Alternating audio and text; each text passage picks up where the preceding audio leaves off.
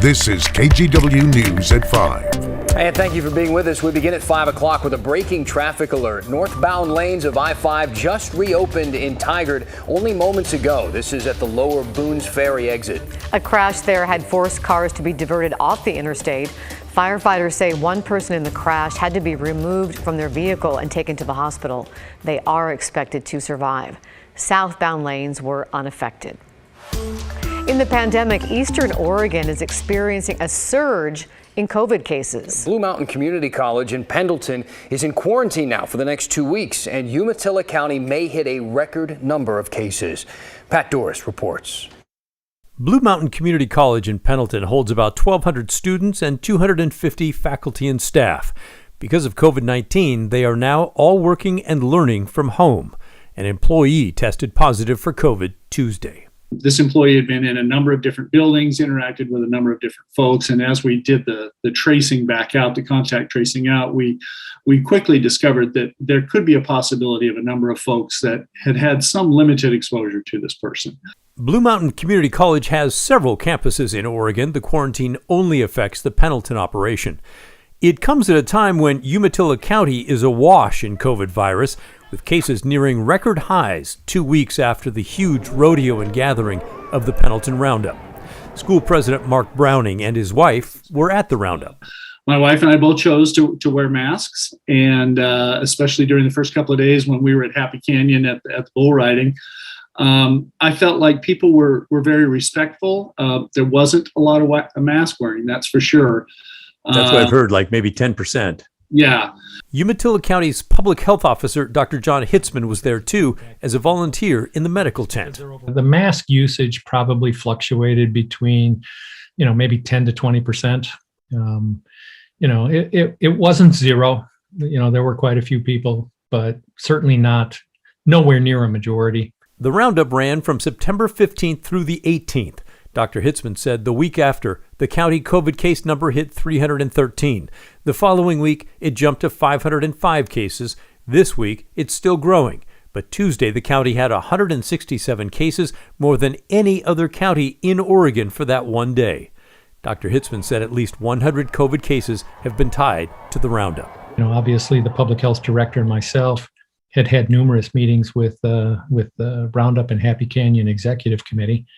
And basically, the things that they said they were going to do just were not stringently enforced, which, you're in a difficult position. He said many rodeo fans don't like masks or vaccines or government mandates. Dr. Hitzman believes some ignore the advice of health professionals and ended up helping to spread the virus. But we've told people if you feel sick or you're not feeling well, stay home. And that clearly did not happen. People who were not feeling well clearly came to the rodeo and spread the virus. Pat Doris, KGW News. The Portland Public School District is looking at a possible vaccine mandate for students.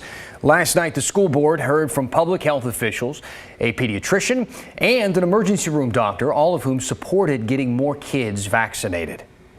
We know that coronaviruses in particular are very, very good at creating variants. They're fast at it. And so from a public health perspective and the longevity of this pandemic, the least number of people, whether they're little or big, getting infected and giving the virus a playground to create new variants is really important. Some school board members expressed concerns over alienating families that may be hesitant to get the vaccine or may have trouble accessing it. It's not yet clear if or when the board will vote on a mandate. A clean and sober recovery house in McMinnville was destroyed by fire Tuesday evening. It was home to 12 women and children. Our Devin Haskins spoke with one of those women today about how this home was her foundation to recovery. On the road to recovery, having the firm foundation to stand on is key. This was Cassandra Wagner's. This place was part of my rock, and now it's gone.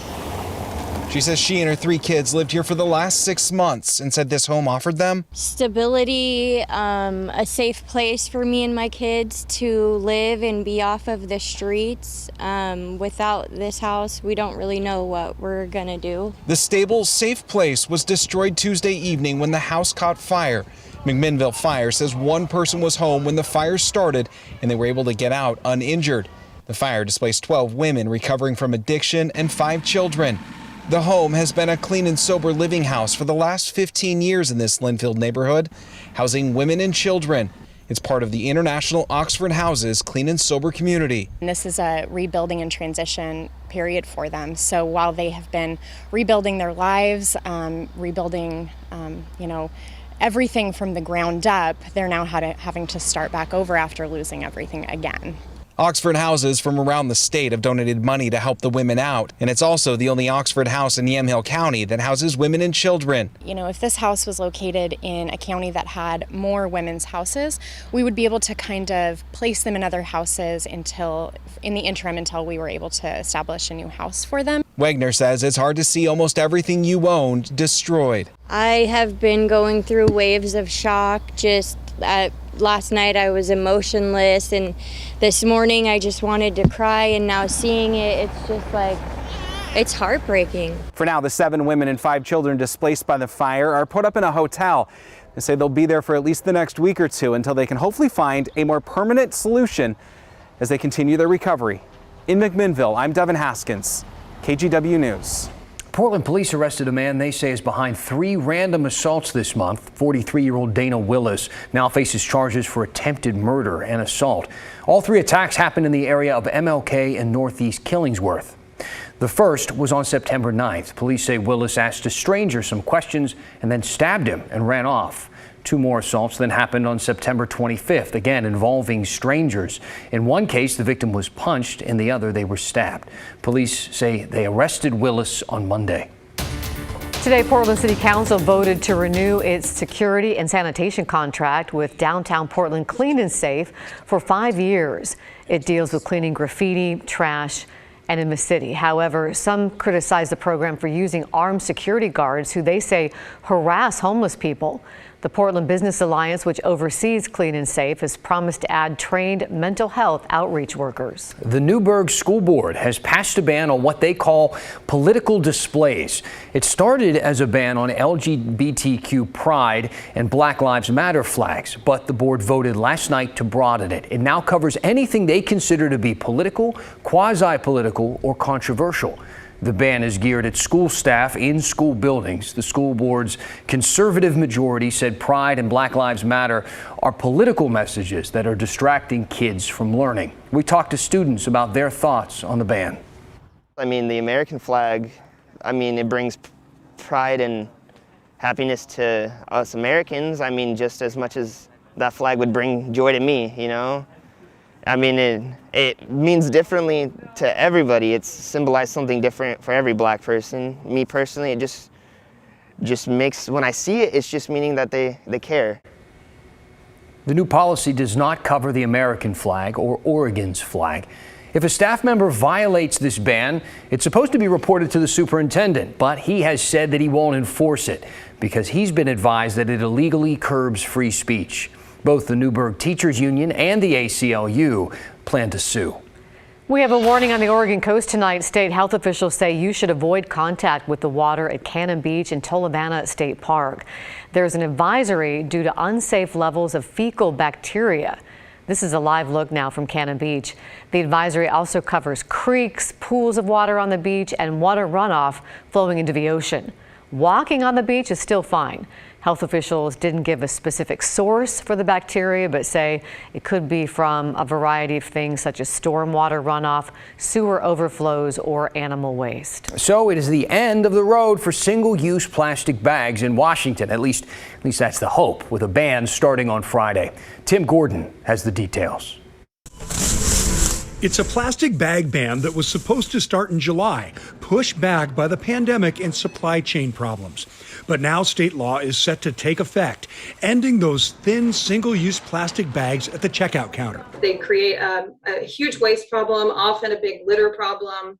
Many of them release microplastics that can create buildups of toxins in our environment. And we would just love to start promoting a culture of reuse and waste reduction. Shannon Jones is with the Washington Department of Ecology. She says the best alternative to single-use plastic is to bring your own clean, reusable bags.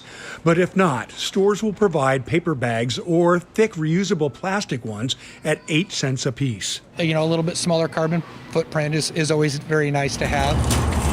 At Chuck's Produce in Salmon Creek, they've got no problem with the plastic bag ban. This locally owned grocer has never used them, offering paper only instead.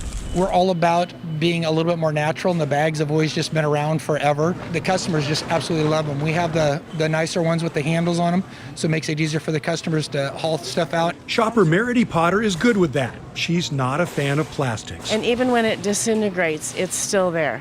And I want a better environment for the people that follow. The ban does not stop the use of smaller plastic bags used for meats or produce or medications at the pharmacy. That said, this is a big change for retailers large and small, and a lot of people are used to rolling out of the store with those thin plastic bags holding their groceries. Who's making this rule? You know, I didn't say anything about this. Wendy Lemieux is one of them, and just hearing about it, she doesn't like it. I just think we've got a lot bigger things to worry about. And while you got to start somewhere, this just isn't it for me. It will take some getting used to. We don't expect everyone to love it immediately, but I think waste reduction is something we can all get behind, and I think we would all like to see less of these bags littering our environment. And of course, this is going to affect a lot of restaurants too. A lot of takeout food has been going home in single-use plastic. Now, another thing, low-income folks won't have to pay that 8 cent a bag fee if they can show proof of being a part of a food assistance program. There are more details to this. You can learn about them at kgw.com. Tim Gordon, KGW News.